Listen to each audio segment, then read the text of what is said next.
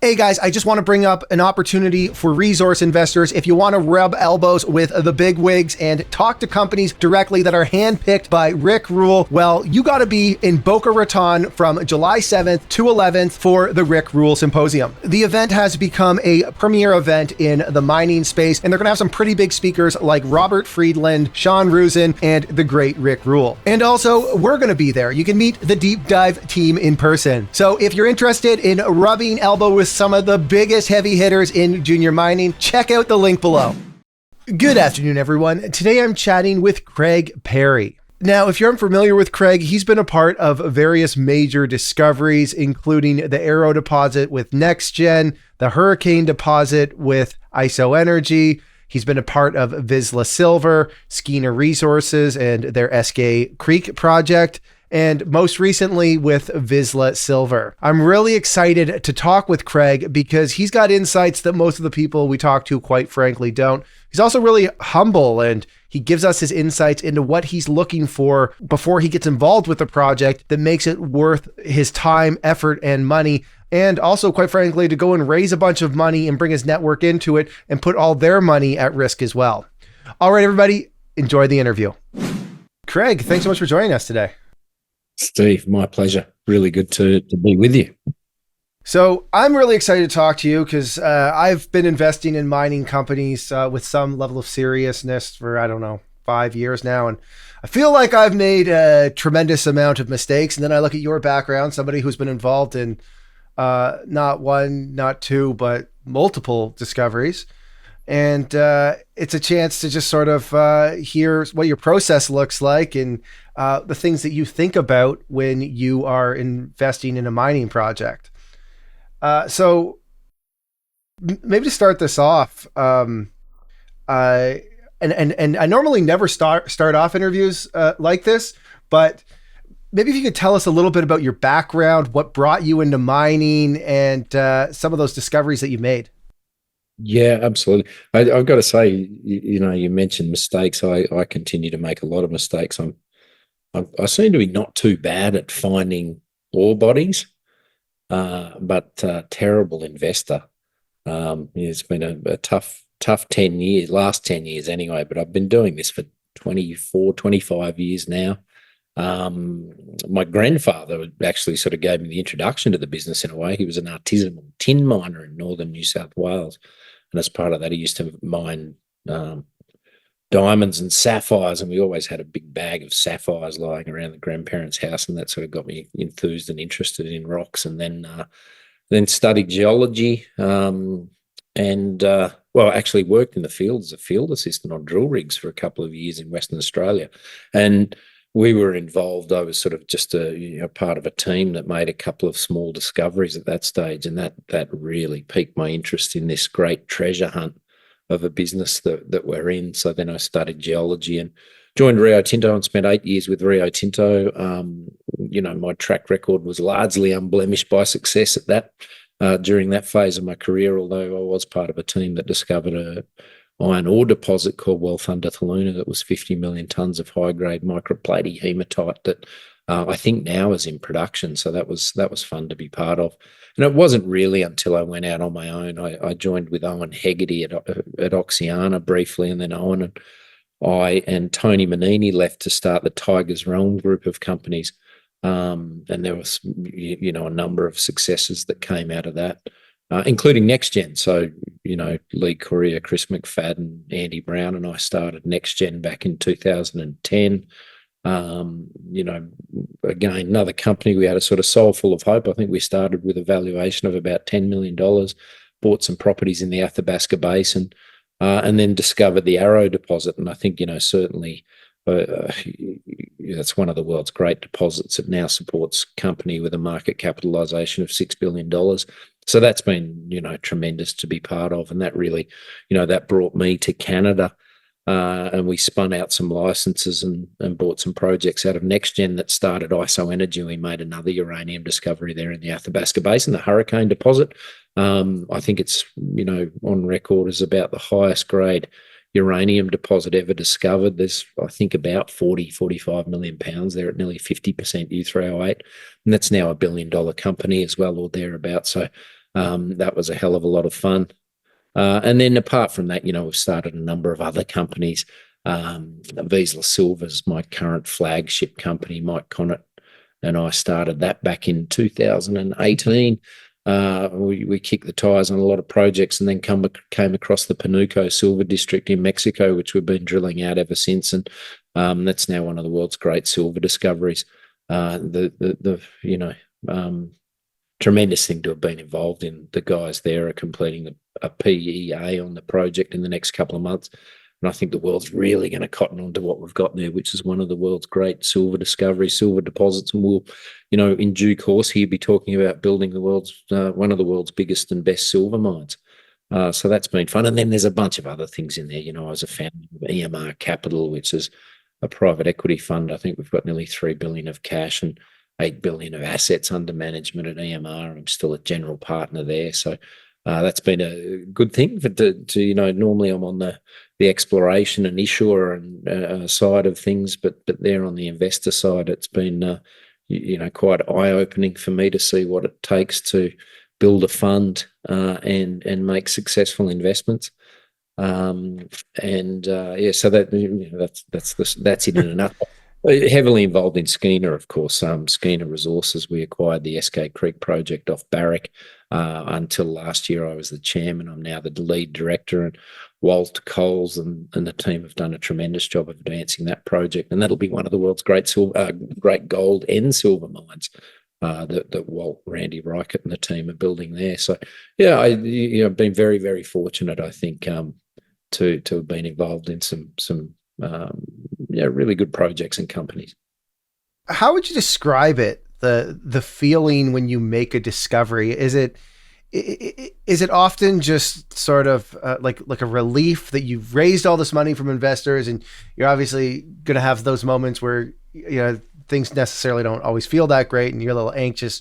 Oh, geez, is everybody going to be really angry at me if it doesn't work out? And then you hit it, and there's relief there, or is it just a feeling of for a month-long period, you're on cloud nine that you found something? Is it something that is just crazy addictive that once you make a discovery, you just can't walk away from the business? How would you describe that feeling of being there and being a part of a discovery? Oh, it's tremendously addictive, of course. There's nothing quite like making a discovery. I remember when Lee rang me to say that we drilled a crazy barn-burning drill hole back in about 2013-14 at Arrow. I think it was our 12th hole, and it was something, we got the scint results back once the core came out of the ground, all this beautiful black uraniferous core. He rang me. I remember exactly where I was and the time of day. It was a Saturday afternoon, and I was with my wife at the time up in the Yarra Valley at a winery, and she could sense the excitement. It still makes the hair on the back of my neck stand up. That call. And when we made the hurricane discovery, that was wild, because I like to joke that discoveries are a tale of persistence and a lot of good geological work over long periods of time. And Hurricane, we bought the project that sat on the La Roque East property off Cameco back in 2017 or 18, and we went from acquiring the project. We paid Cameco $300,000 worth of stock and $20,000 in cash. We had a drill rig on the ground 6 weeks later, and we announced the discovery 2 weeks after that. So, it takes a lot of work and persistence. Well, that one, it took us 8 weeks of good work to make a discovery. And but that was an interesting discovery history in the sense that we had budget for a couple of drill holes left in the program. We sent the rig out to La Roque East, drilled those 2 holes, and then, got some really tantalizing results. I think it was 8 meters at 2% uranium in one of those holes. And then we had to sit and wait for the thaw to happen, for summer to come around, raise some money before going back in. So we sat there for about 4 months, tantalized, cautiously optimistic, wondering what we might have had there. And it turned out, when we got in the next summer, we drilled some spectacular holes, 8 meters at 20% uranium. It included 3 meter zones at 80% uranium. Astonishing results. And so it worked out, but those 4 months were, testing. So what is it that you're doing differently? Like if I brought you a mining project that was relatively early stage and I said, Craig, will you invest in this? And you're kind enough to take the time to do your due diligence on it and even just look at the deck and scan the project. What are the first things you're looking at when somebody brings you a deal and says, Craig, would you like to invest in this? Yeah, okay, so there are a few things there, but the first thing that we look at, I suppose, are the people involved. Are these people that you can work with, that you believe in, that you trust. So that's really the first step. And can we do something different or add materially to things? We kick the tires on a hell of a lot of projects annually. Probably we would look at over 500 projects annually as a group under the Inventor Capital umbrella. We'd probably do serious due diligence on 20 of those or so, and then make some decisions to invest and advance projects from there. I think the thing that we do, the way we look at things anyway, and I know a lot of other people are doing this nowadays, but and it's something that I learned at Rio Tinto. There was a wonderful geologist that was the head of exploration at Rio Tinto called David Klingner, who's since passed, but he instilled into me a way of looking at and assessing exploration projects. And you can apply this to anything, any business or investment opportunity. And it's summed up by 3 things: size of the prize, cost of the test, and chance of success. And so we apply those principles rigorously. And just to dive into that a little bit and explain those, size of the prize, you want to be looking for deposit types that will support a major mining project, that will support your investment and give you the return you need to see. So you don't want to be out there exploring for, 500,000 ounce gold deposits or the like. You need to be going for those big 5-10 million ounce type gold deposits.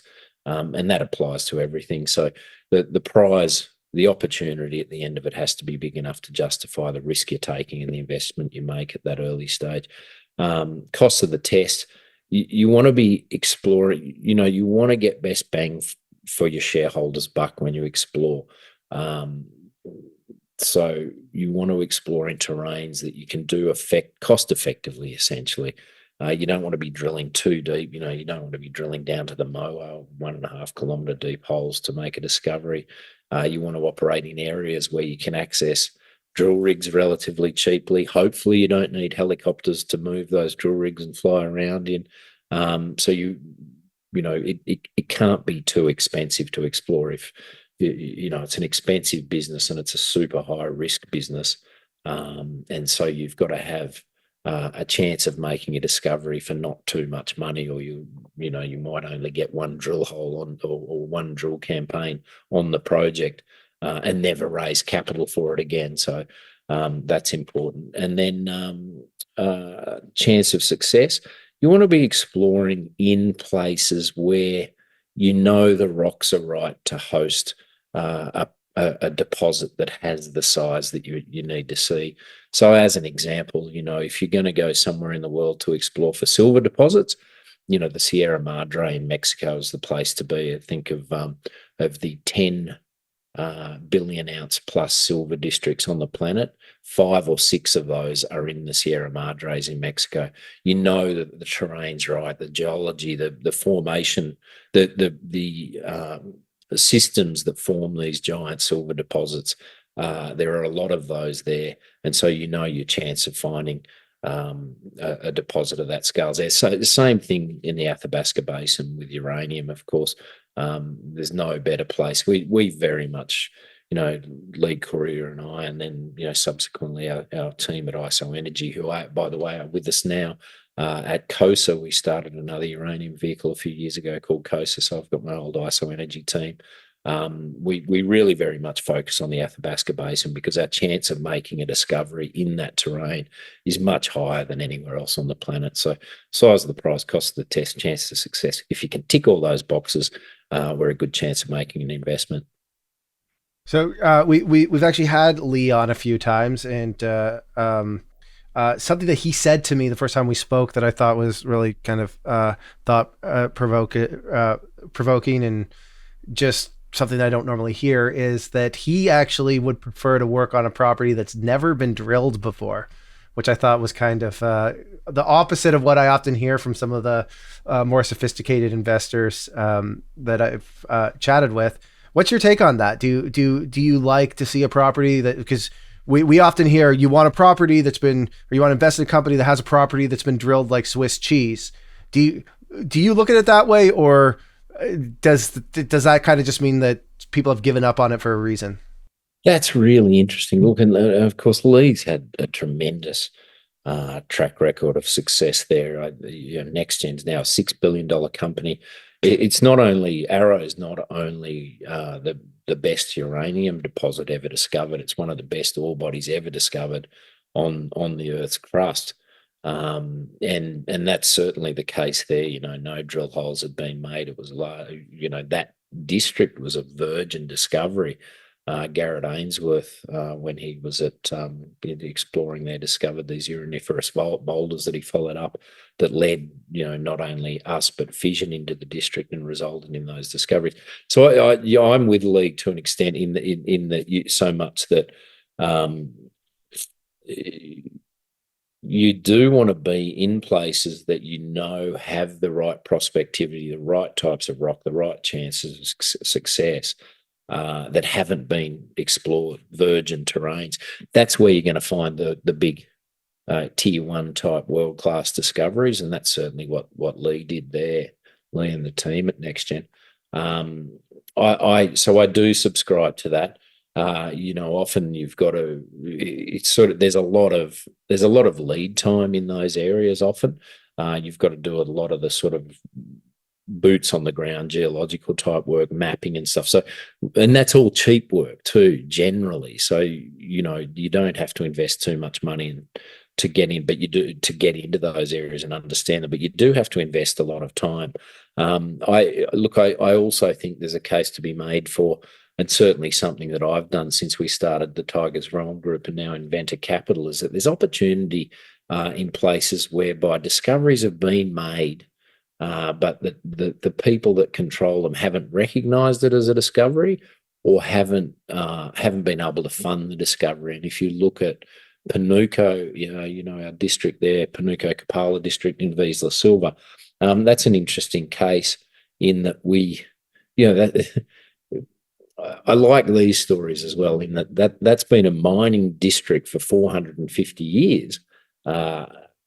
There've been some drill holes, but no one had ever consolidated the district and taken the time to really explore the whole thing and understand it. When we first went there 5 years ago, there wasn't even a geological map of the area other than a very broad scale provincial or national level map. So, and we've gone in and done that work. And of course, what we've found in there is, I think we're at 325 million ounces of silver. I can see a pretty clear pathway to over 1 billion ounces of silver in that district. So you can, there's merit to a few strategies there. Certainly, if you can find parts of the world that haven't been explored before and that have the right kind of rocks, it's a good thing to do. But also, if the discovery's been made and can't be funded or hasn't been recognised, that's an opportunity as well. Do you think Canada has a problem with junior mining investment capital flowing in? I know there's been a lot of talk about how Australia's kind of 8-hour lunch over the last few years in terms of commodities. I know Canada kind of took a hard right turn there in 2015-ish towards cannabis, and a lot of these companies raised billions of dollars only to basically light it on fire, and nobody makes money with the exception of a few American operators that will at some point, we presume, end up on the NASDAQ and no longer be a part of Canada. Do you think that we have an issue with capital flowing in? Do you think it's that there's too many companies that just aren't good at operating, and too many I guess we could say, bad actors running around in places like Vancouver that are not looking to actually build businesses, but they're looking to just basically feed founder shares into retail investors. What's your outlook on the Canadian junior markets? Yeah, that's a great question, Steve. Right now, it's broken, no doubt about it. I've got Aussie mates, the founders and major shareholders of Patriot Battery Metals, for example. We talk a lot about this. They're like, oh, what's the point of being listed in Canada? It weighs on their share price. In Australia, their share prices way outperform what's happened here, on a day-to-day basis as well. Yeah, things are broken here. I suppose, as I say, I've been doing this for 25 years, and I suppose I've been on the entrepreneurial financier side of the business for the last, cheapest 15 years, I guess. I guess my observation has been that it ebbs and flows. If you go back to 2010, 11, Canada was the place to be listed. We've got the wonderful flow through tax scheme. Of course, Trudeau's trying to muck that up at the moment. The government in Canada has done a good job until now on that front, and I don't think we should avoid. We shouldn't mess with that. We should keep encouraging the flow through tax credit scheme. So that gave us an advantage here in Canada over Australia. Australia, we tried to lobby and have the government implement a flow through tax credit scheme in Australia. Never happened, unfortunately. But in the meantime, what has happened with Australia is that, you've got this wonderful superannuation base where everybody who earns an income pays 10% of their income into a superannuation scheme. So you've got these very big funds that are set up that at some point, sort of over the last 10 years, have been mandated to invest in natural resources and down all the way into junior exploration companies. So you've had this large pool of capital that's developed over the last 15 or 20 years that invests at least a part of their fund into high risk ventures like exploration companies, and hence you've seen outsized gains. Better access to capital in Australia and outsized gains. We lack that here a little bit, but my observation is that when the market does take off and people, particularly those big pools of capital in the US, start to look for opportunities to invest in the resource sector, the conduit is through Canada, not really through Australia or elsewhere. It is a bit more global now, but certainly a lot of that money comes through Canada. So I think over time we'll be okay. That money will come, and we're starting to see that now. We're starting to see generalists show real interest in Vizsla Silver. I'm in the middle of a financing for Vizsla Copper, which is a passion project of mine. I'm trying to build the world's next great copper company as quickly as we can. You're starting to see that money trickle back in from the US into Canada. So I think we'll be okay. And then just to touch on your point there about some bad actors, I think that's always an issue. There's over 1,000 listed juniors on the Canadian junior boards, including the TSXV and CSE. And a lot of those companies are people that I don't know and don't see. That not that to say that I know everyone, but generally I know the serious guys in our space, and there aren't many of them. I'd say probably 20% of the companies are real companies. There remains a lot of still market guys who are out mining the market, lifestyle type companies. It is a frustration of ours. I think we've seen, and I don't want to sort of create an issue, but the exchanges and the regulators make it difficult for everyone. And it's taken an inordinate amount of time to get some of our companies that have good projects and good people running them up and listed and trading and raising capital. And then you see other companies that are run by, without too much questioning, they're run by bad actors getting their projects and companies listed in the same time frame. So I think we need to do a better job. I have a personal view that we need to be self-policing in that sense. And if we see bad actors, we should vet them and call them out and alert regulators to their behaviour and their nature, and regulate things ourselves a bit better. because without doing that, we're always going to have a bad reputation. And in the US, we still, the venture exchange does have a bad reputation, and that has inhibited our ability to bring capital in and get our companies valued fairly. So, I've got a very strong view on that we need to do better.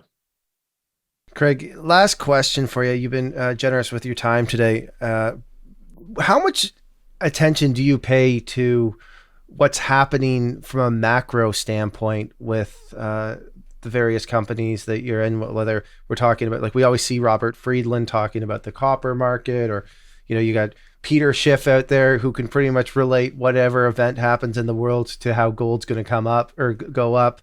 Do you pay much attention to the macro, or are you so laser focused on the project level that as long as you feel like there's going to continue to be demand for a commodity and you like the commodity, at that point it's all just kind of noise?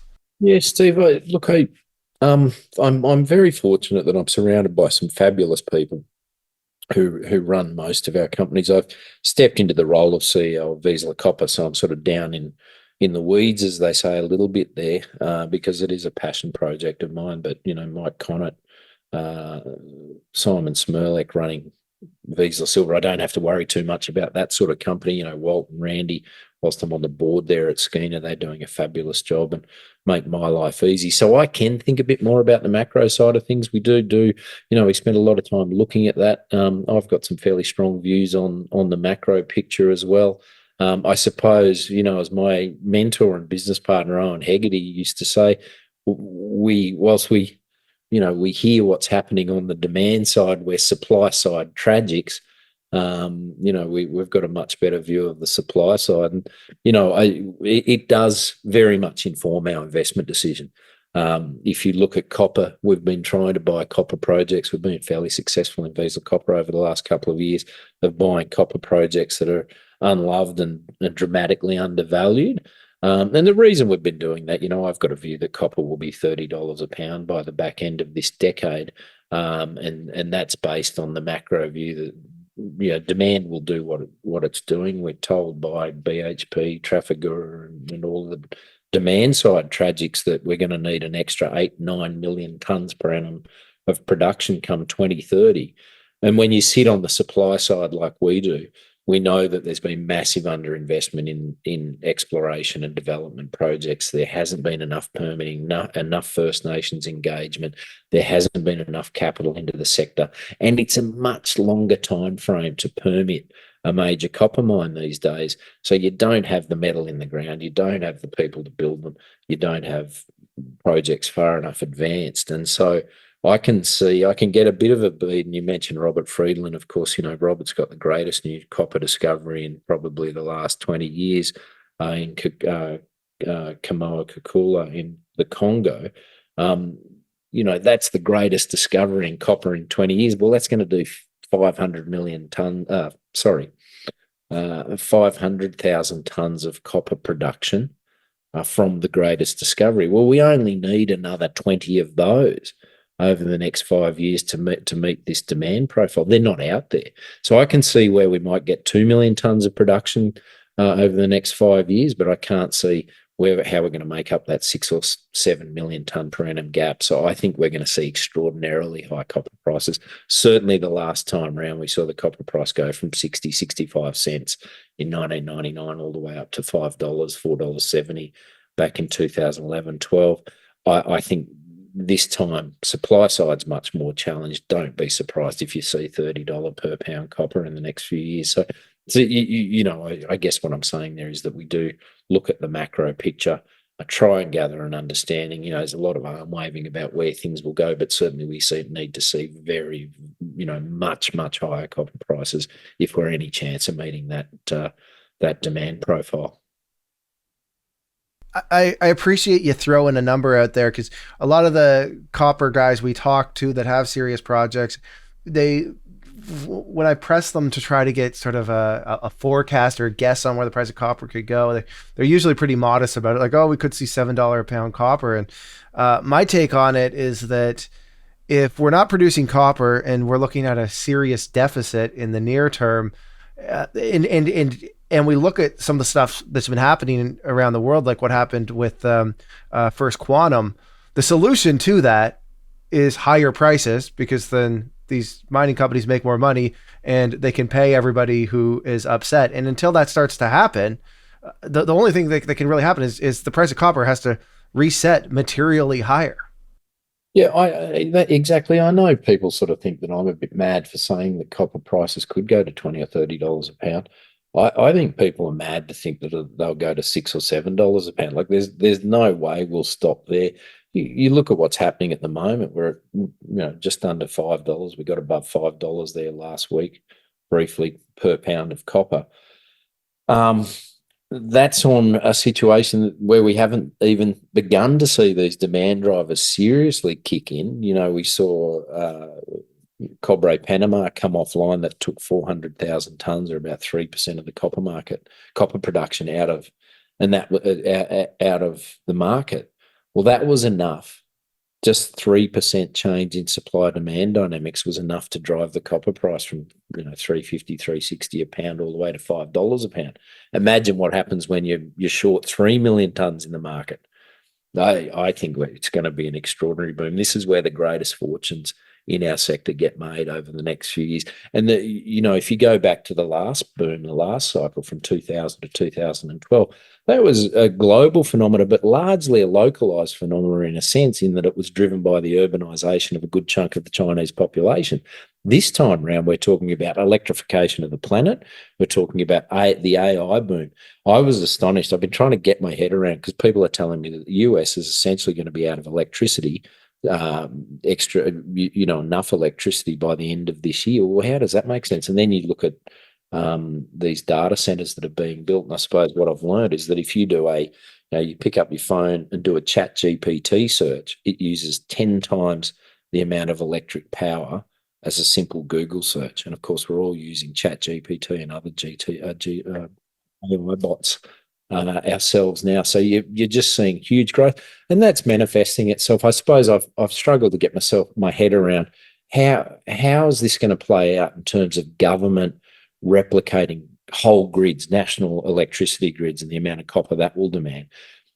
The way to look at it is that private enterprise will take care of that. So you look at Microsoft, for example. They're now talking about they're investing $10 billion to build their own solar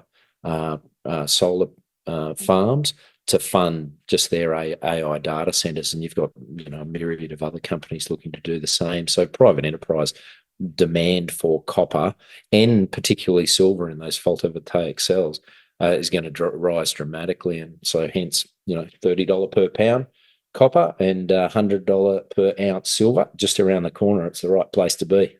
I'm heavily invested in it myself, and happily so. Well, Craig, thanks very much for hopping on here today. It's I could listen to you talk all day. We really appreciate you taking the time to hop on here, and I'm sure our audience will as well. So, and hopefully you'll come back on here in the future as you continue to make some big discoveries, and let us know how everything's going, because it was great having you on. Yeah, Steve, real pleasure. Thanks for your time, mate. I really enjoyed it.